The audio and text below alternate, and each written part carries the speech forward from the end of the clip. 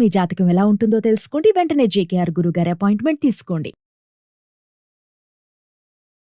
నమస్తే గురుగారు. నమస్తే అమ్మా. మీరు ప్రీవియస్ వీడియోలో చిట్టి తంత్రాల గురించి కొన్ని చెప్పుకున్నాం మనం. అవునమ్మా. ఈరోజు మా వ్యూవర్స్కి ఒక్కసారి చిట్టి తంత్రాల్లో మరొక రెమెడీ గురించి, అంటే అపర కుబేరులు అవ్వాలి అని అనుకునే వాళ్ళకి ఏం రెమెడీ చెప్తారు? తప్పకుండా తల్లి. వాస్తవంగా ప్రతి ఒక్కళ్ళు మనం కుబేరులు అవ్వాలి అనుకుంటాం. ఎందుకనంటేరా కుబేరుడు గురించి మనం తెలుసుకుంటే కనుక కుబేరుడు ఒక రాక్షసుడు, అయితే శివభక్తుడు. అందువల్ల శివుని యొక్క అనుగ్రహంతో ఆయన కుబేరుడిగా అయ్యాడు. అట్లాగే మనము శివుడికి ఎంతో ప్రీతికరమైన మారేడు దళంతో చేసి మనం కూడా కుబేరులు అవ్వచ్చు.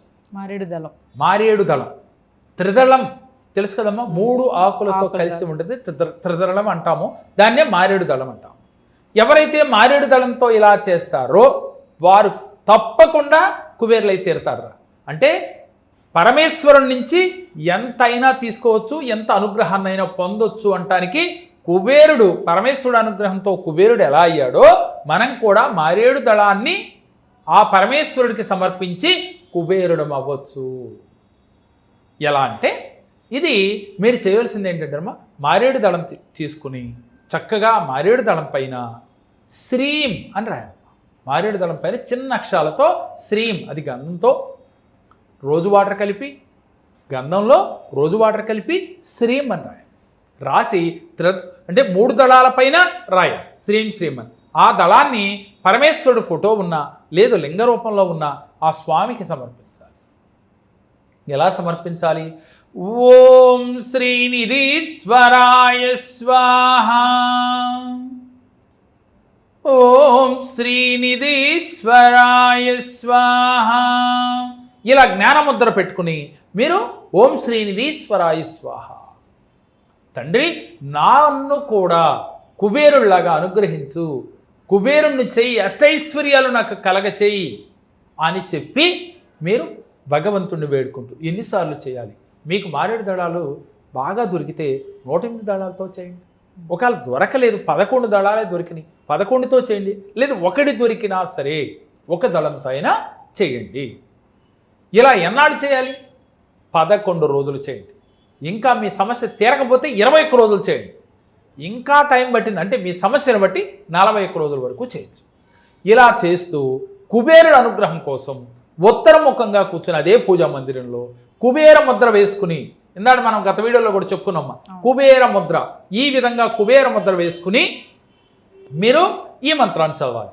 ఓం యక్షాయ కుబేరాయ వైశ్రవణాయ ధనధాన్యాధిపతయే ధనధాన్యం సమృద్ధిం మే దేహి దేహి దాపయ దాపయ స్వాహ. ఈ మంత్రాన్ని 21 సార్లు చదివితే మహాద్భుత ఫలితం. లేదు 21 సార్లు ఏంటి అనేది ఒక లెక్క ఉంది. అంటే 2 + 1 = 3 న్యూమరాలజీ ప్రకారం ఇది గురుతత్వానికి సంబంధించి గురువు యొక్క నెంబర్. అంటే గురువు అనుగ్రహం కలుగుతుంది అక్కడ. లేదు 11 సార్లు చేయండి. 11 అంటే 1 + 1 = అంటే 11 అంటే 11, 1 + 1 = 2. 2 అంటే చంద్రుడు. అంటే మన చంద్రుడు ముందు కూర్చుంటే కూడా ఐశ్వర్య సిద్ధి, మనశ్శాంతి కలుగుతుందని చెప్పుకున్నాం. అదేవిధంగా ఈ నెంబర్లకు ఒక ప్రత్యేకత ఉంది. లా ఆఫ్ అట్రాక్షన్లో ఆ నెంబర్ గురించి కూడా మనం చెప్పుకుందాం. అయితే ఇక్కడ 11 సార్లు 21 సార్లు మీ అవకాశాన్ని బట్టి మీరు చేయండి.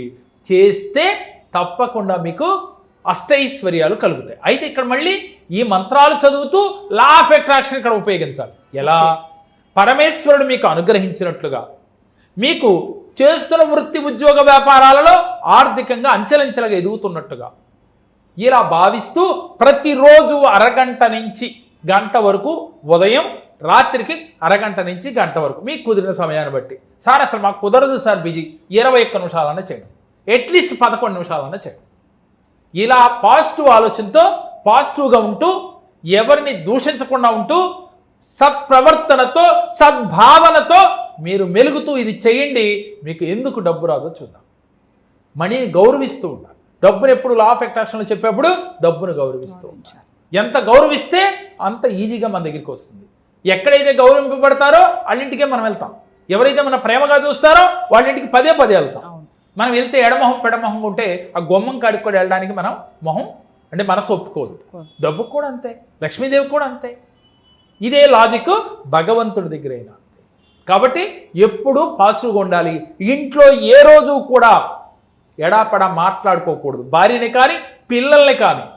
ఇంకోటి ఉందమ్మా, తనకు తాను నిందించుకోకూడదు. నేను చాలా తెలివిగలవాడిని, నేను చాలా గొప్పవాడిని, నేను రిచ్గా ఉంటాను, నేను మనీ మ్యాగ్నెట్ని, నేను అంటే డబ్బుని ఆకర్షిస్తాను అనే ఒక ఫీలింగ్తో ఉండాలి.